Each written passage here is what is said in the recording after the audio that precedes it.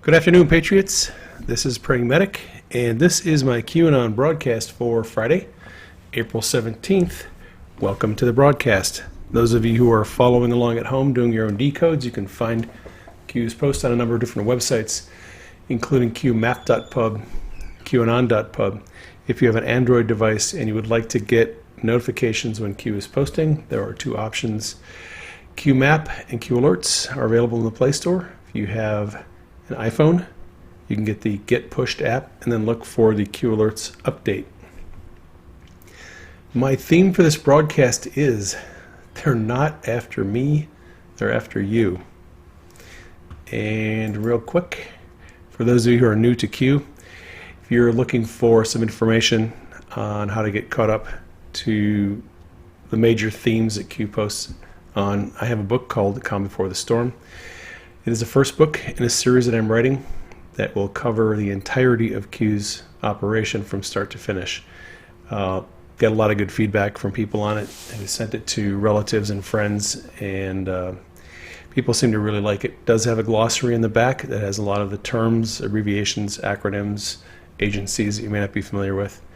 You might want to check that out. It is available on Amazon and Barnes & Noble. It is available in paperback and on Kindle. All right. So got a couple of posts this morning from Q.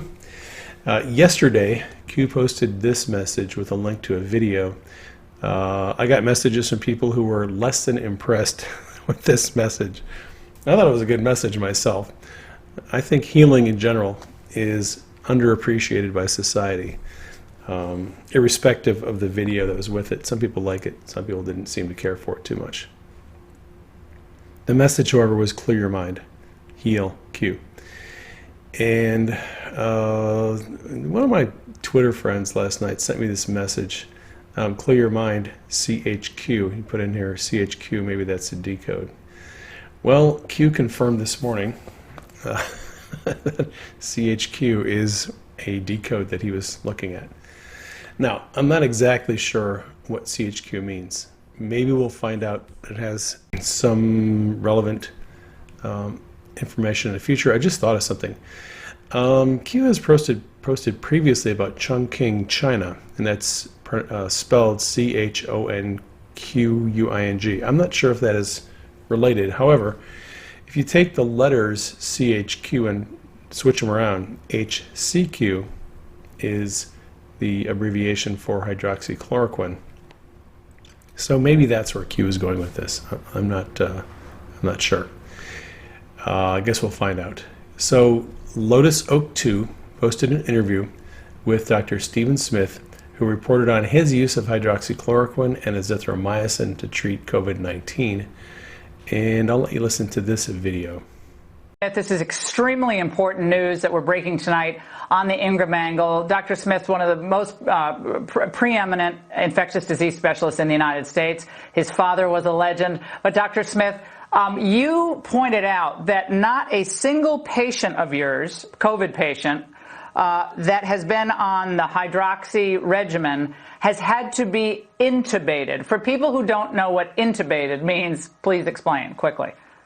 Yeah, so intubated means you're in respiratory failure and you have to be put on a ventilator. Intubation means actually putting the tube down into your trachea and then you're placed on a ventilator for support, respiratory support. We've had, I mentioned, the 20 intubations. Over most all of them occurred in the first 2 days.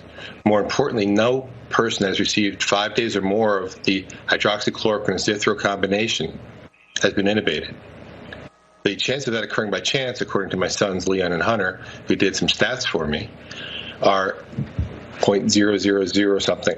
It's ridiculously low depending on how you look at it. Yeah. It's ridiculously low no matter how you look at it.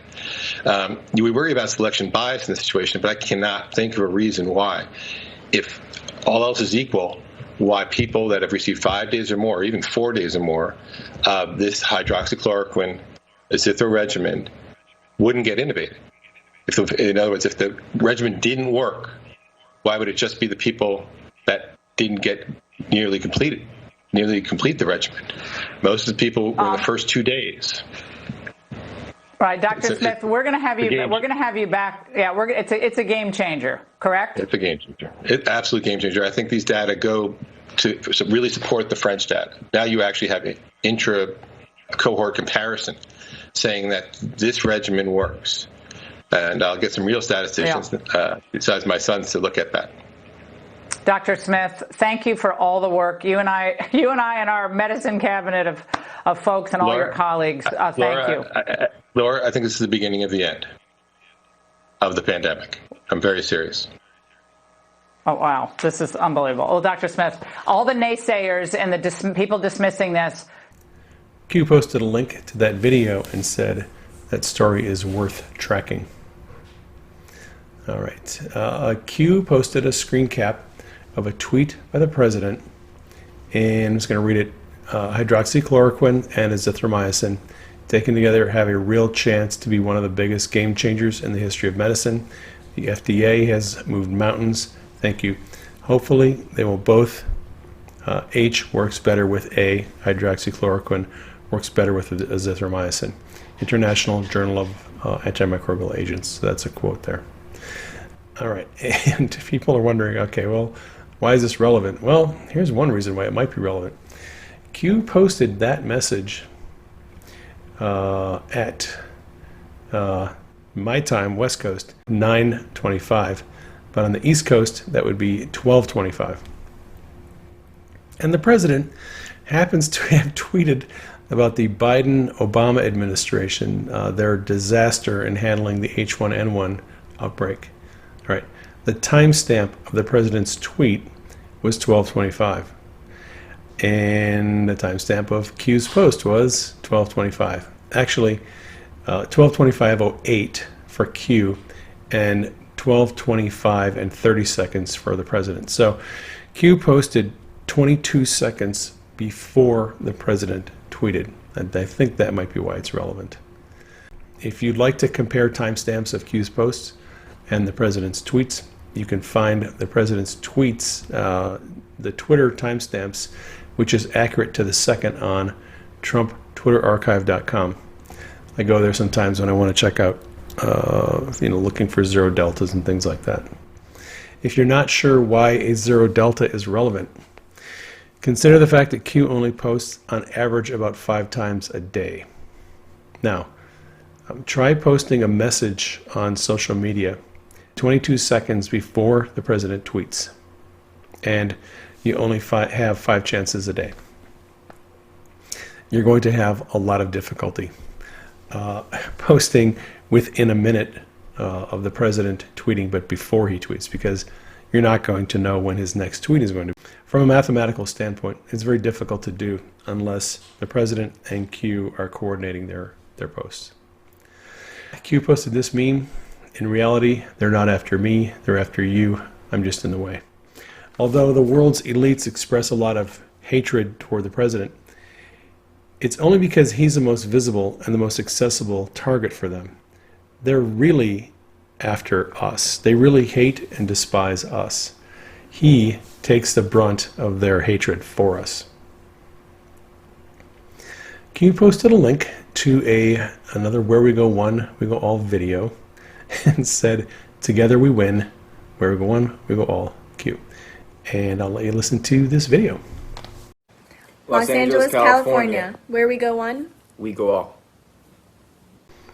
And that brings us to the final post for today. Renegade. This is a meme here. A person who deserts and betrays an organization, country, or set of principles. Synonyms: traitor, defector, deserter, turncoat, rebel, mutineer. This is a previous post by Q that someone turned into a meme.